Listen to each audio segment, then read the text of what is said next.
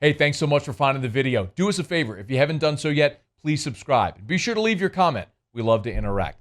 Enjoy the video.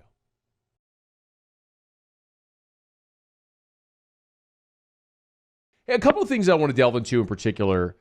You have a really good piece up right now at ESPN.com. Brees versus Brady, a classic playoff matchup, 85 years in the making. Mike, give me some context here, if you would, for what we're going to see on Sunday with with Brees and Brees. I like that. Brees and Brady. You know what I'm trying to say. Help me. Give me some context. Hopefully we don't see Tamus in this game because Brady lasts the entire way through and plays well.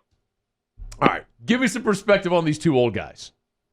You know what's funny is the narrative around both guys has been so similar. The waves we've seen in the last couple of years of Brees and oh no, he can't throw it anymore. Look how wimpy those throws look. We heard all that with Brady for a couple of years. And my perspective is, of course, you can criticize anyone. I'm not saying they're beyond reproach. But what's so impressive to me, and this is sort of Brees' entire career narrative, is you take something away from him and he finds another way. I mean, that's the story of him coming off the shoulder surgery. It's the story of him going to Purdue and making something out of that. And it's a story now of he doesn't throw for 5,500 yards and 46 touchdowns anymore like he did in his prime. And yet this team has won 4 straight NFC South. The only time they ever won 4 straight NFC South titles was in this age 39 to 42 era of Drew Brees, because he's just really good at playing the position. Yeah. And of course he doesn't have the natural tools. But all those things you could say, I could be talking about Tom Brady the same way. The two guys who probably forget natural gifts, Patrick Mahomes, Aaron Rodgers, Peyton Manning, these two guys probably play the position and everything that entails better than any two guys who've ever played it. And Mike, such a big part of the Saints' success has obviously been the relationship with Brees and Peyton. We played earlier the full interaction between you and Sean Payton. That ran like 90 seconds. And it was as friendly and calm and jovial and affable as I've maybe ever heard Sean Payton. And Mike, considering you're talking about 3 days out from an elimination game, you would think the opposite. So you've known this guy for 15 years, man. Give me some context or give me some perspective on Sean Payton's mood this week. Well, we do have a little inside joke among the beat writers, like, when Sean's in a particularly good mood during one of those like Thursday calls or whatever it was, text Saints by 50 this week. But actually, he is very often in a great mood on Thursdays. We also know that Thursday is the best day to ask him a question, and sometimes Friday afternoon he's in a good mood again. Today, I think once I think he's more tense in the first 3 days of the week when they're installing game plans, studying, coming up with a plan, and once they get later in the week and his plan is in place, he's a very confident guy. The one story I will never forget is the Super Bowl. I was just trying not to play homer. I mean, the Colts were really good back then. They were 14-0. They had Peyton Manning, and I picked the Colts to win that game by a touchdown. And the paper was like 17 people picking the Saints and me picking the Colts, and I've never lived it down. I'm the Saints hater for the rest of my life. But that Friday night, there was an NFL party, and Jeff Duncan and I were there, and we saw Sean Payton. And we're talking to him Friday night before the Super Bowl, and it's the most relaxed I think I still to this day had ever seen him. And I wish to this day I was like, I should have changed my pick right then and there. He knew he was going to win that game on Friday night. That's it. That is really it. Mike Triplett's with us, ESPN.com on Twitter at Mike Triplett. Go ahead. Mike, how are the Saints going to handle Antonio Brown this time around? Well, that's a great question, Ryan, as you always do ask most astute football questions on here on Friday. Thank you.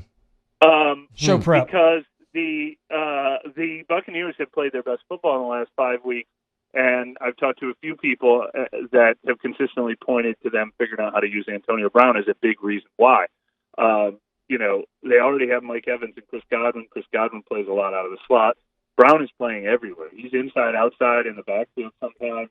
And Tom Brady has made a connection with him. They're hitting on some big plays. And it just, and Rob Gronkowski, by the way, they have so many unique inside, outside, short, deep guys that it's hard to have a plan for all of them. So maybe they do corral Brown, but Chris Godwin has his day, or maybe they corral, Evans and Godwin, but Brown and Gronkowski have a good day. It's one of the harder, more diverse offenses to defend, for sure. Mike, I've said a lot this week that I think the biggest matchup is going to be the Saints' ability to continue to pressure Tom Brady.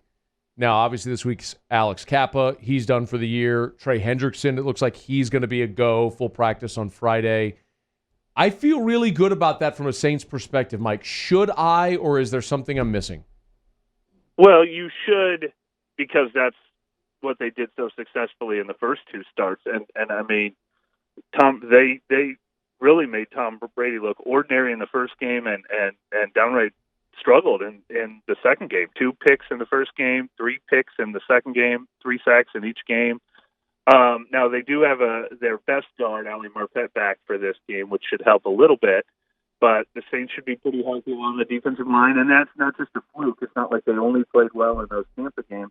The defensive line has been the strength of their defense this whole season, I would say. So if they come out and play well and are healthy, that gives them a chance, because it's not just pressuring Tom Brady. You can't just blitz Tom Brady. He'll destroy the blitz. You've got to get pressure with the front four. Mike, do you expect the Saints to be able to score like they have in the previous 2 meetings against Tampa?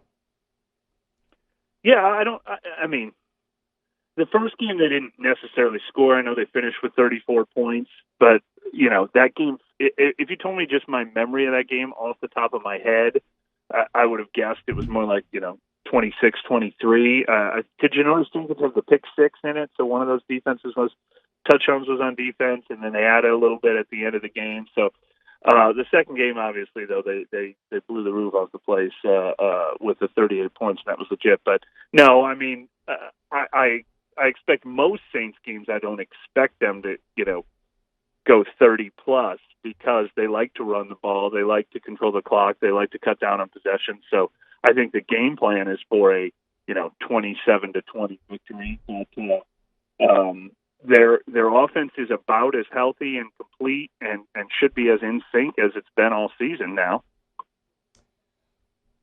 If this thing comes down to a field goal, what are they going to do with Will Lutz? You could probably talk sports psychology better than either Matt or I, but that position is so strange. I mean, he was as reliable as any kicker in the league, outside of maybe Justin Tucker, for going around 4 years, 4.5 years, and it's all of a sudden been 6 weeks now. Now, one of them he slipped. One time he was a little dinged up. The other one was a 50-yarder that he hit straight and through and just off to the right. It wasn't like a duck.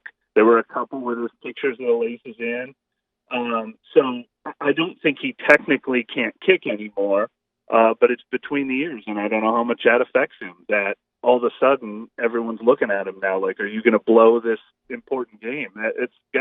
I don't want my kids playing kicker. I know that. It's one of the toughest positions in the league. But if he was a free agent, if somebody with his bio was a free agent, I'd be like, oh, the Saints got to get this guy. That's one of the best kickers in the league. So, hopefully it's a big kick in this game, and all of a sudden everything's fine. Hey, Mike, before you go, man, is there a matchup in this game that we haven't talked about yet, something as you've looked at it all week that you go, I'd watch that, because that could end up being a big deal on Sunday? Well, you guys have probably talked about it because of Devin White being from LSU and state of Louisiana, but I don't feel like Devin White and Levante David really made a big impact in the first 2 games, although Alvin Kamara didn't go nuts in either one of those games. But that, on paper, that should be a big threat to the Saints, because Alvin Kamara is their best playmaker and one of the best playmakers in the league. And I'm not sure there's a team with better linebackers or more, athletic playmaking linebackers than Tampa Bay. So, if they're able to neutralize Alvin Kamara, then that becomes a problem. I mean, it reminds me of another LSU guy, Deion Jones, causing problems for Drew Brees for a couple of years. They play that position better, or they have more talent at that position than maybe anybody in the league right now. Yeah. Well, we'll get our answers 5:40 on Sunday. Make sure you read about it at ESPN.com. He is Mike Triplett. If you're not following him on Twitter, you're doing it wrong. He's on Twitter at Mike Triplett. Mike, we always appreciate a couple of minutes, man. Thanks so much. Thank you, guys. Hey, thanks so much for watching. Please leave your comments. I love to interact. And be sure to hit the red subscribe button below.